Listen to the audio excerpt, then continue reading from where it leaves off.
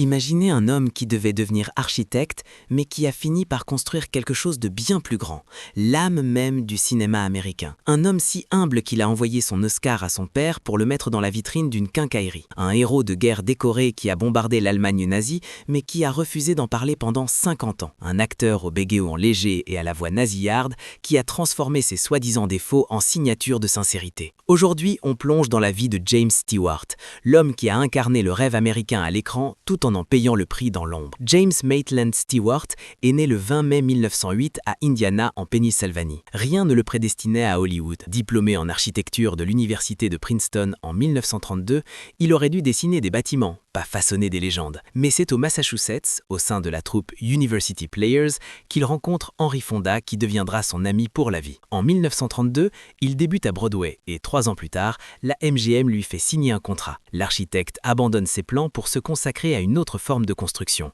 celle des personnages qui marqueront des générations entières. En 1939, Frank Capra lui offre le rôle qui va définir sa carrière, Jefferson Smith dans Monsieur Smith au Sénat. Stewart y incarne un sénateur idéaliste qui affronte seul la corruption de Washington. La scène finale, où il mène un filibuster épuisant, est légendaire. Pour rendre sa voix plus authentique, plus rauque, Stewart s'est fait enduire la gorge de chlorure de mercure.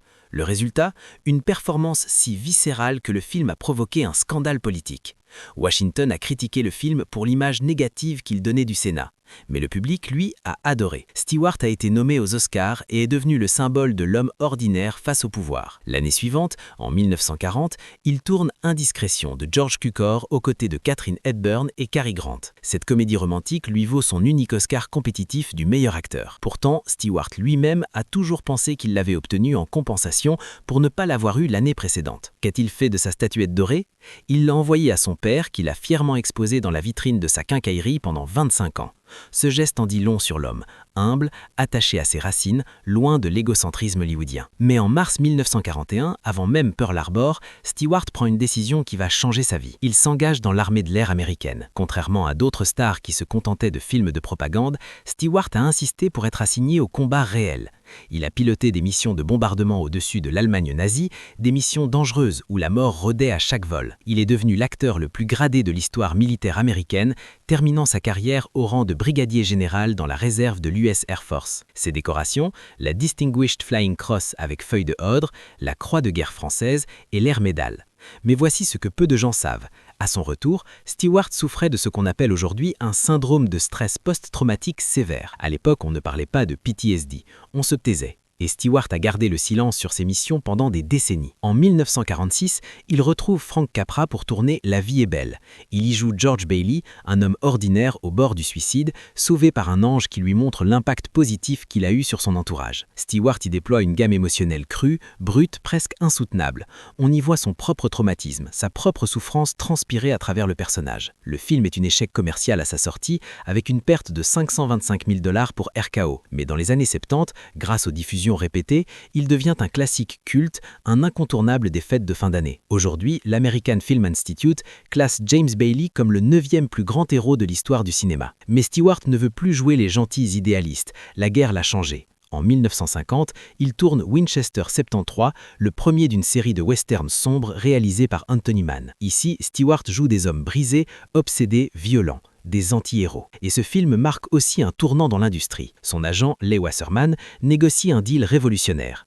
Stewart renonce à son salaire fixe pour toucher 50% des profits nets. Universal accepte, pensant le film mineur. Erreur. Winchester 73 est un carton et Stewart devient instantanément multimillionnaire. Ce contrat a brisé le système des studios où les acteurs étaient de simples employés salariés. Stewart est devenu techniquement le père de l'acteur-producteur moderne, ouvrant la voie à des stars comme Tom Cruise ou Brad Pitt.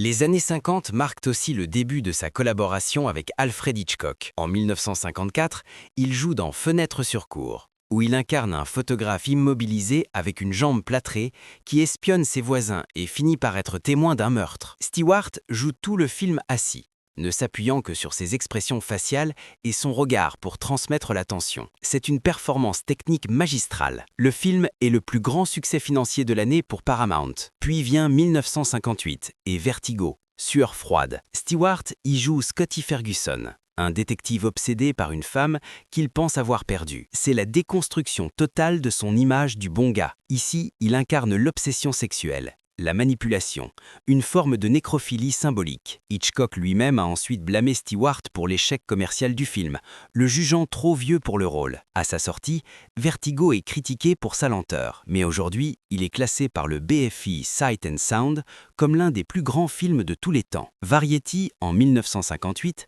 avait pourtant vu juste en qualifiant la performance de Stewart de poignante et terrifiante. En 1962, il tourne L'homme qui tua Liberty Valance de John Ford, aux côtés de John Wayne. Stewart y joue Ransom Stoddard, l'homme de loi face à la force brute incarnée par Wayne. C'est le film crépusculaire du western classique, une méditation sur la construction des mythes et la mort de l'Ouest sauvage. Longtemps sous-estimé, c'est aujourd'hui considéré comme l'un des chefs-d'œuvre de Ford. Mais la vie de Stewart n'a pas été exempte de tragédie. En 1969, son beau-fils, le lieutenant Ronald McLean, est tué au combat pendant la guerre du Vietnam. Stewart, bien que général de réserve et patriote convaincu, est profondément affecté. En privé, il questionne le sens de ce conflit, même s'il continue publiquement à soutenir les troupes. La guerre, encore une fois, le hante. En 1985, l'Académie lui remet un Oscar d'honneur pour 50 ans de performances mémorables et pour ses idéaux élevés tant à l'écran qu'en dehors. En 1980, il avait déjà reçu l'AFI Life Achievement Award. L'American Film Institute le classe 3e plus grande légende masculine du cinéma américain, derrière Humphrey Bogart et Cary Grant. Alors, qu'est-ce qui rendait James Stewart si unique? Dans une interview à la BBC en 1987, il a dit « Je ne joue pas, je réagis. Le public ne doit jamais voir les rouages. Si vous commencez à voir l'acteur penser, vous avez perdu la scène. » Son bégaiement léger, sa démarche traînante, sa voix nasillarde, rien de tout cela n'était un défaut. C'était son outil de sincérité. Il a permis au public masculin de s'identifier à la vulnérabilité émotionnelle, chose rare à l'époque de John Wayne ou Clark Gable. Il a perfectionné ce qu'on appelle le réalisme hésitant. Cette façon de jouer qui donne l'impression qu'on ne joue justement pas. James Stewart est décédé le 2 juillet 1997 à Los Angeles, à 89 ans. Il laisse derrière lui un héritage colossal. Il est le pont entre le cinéma classique de la MGM et le nouvel Hollywood, grâce à sa collaboration avec Hitchcock. En brisant le système salarial des studios en 1950, il a ouvert la voie à une nouvelle ère pour les acteurs. Il a incarné l'Amérique dans toute sa complexité. L'idéalisme, la noirceur, le sacrifice, la rédemption. Devait-il être architecte? Peut-être. Mais finalement, il a construit quelque chose de bien plus durable que des bâtiments. Il a construit des rêves, des cauchemars, des héros et des anti-héros. Il a construit une légende. Et cette légende, elle continue de vivre à chaque fois qu'on regarde La vie est belle, qu'on frissonne devant Vertigo ou qu'on admire son courage dans Fenêtre sur cour. James Stewart n'était pas juste un acteur, il était l'architecte du rêve américain.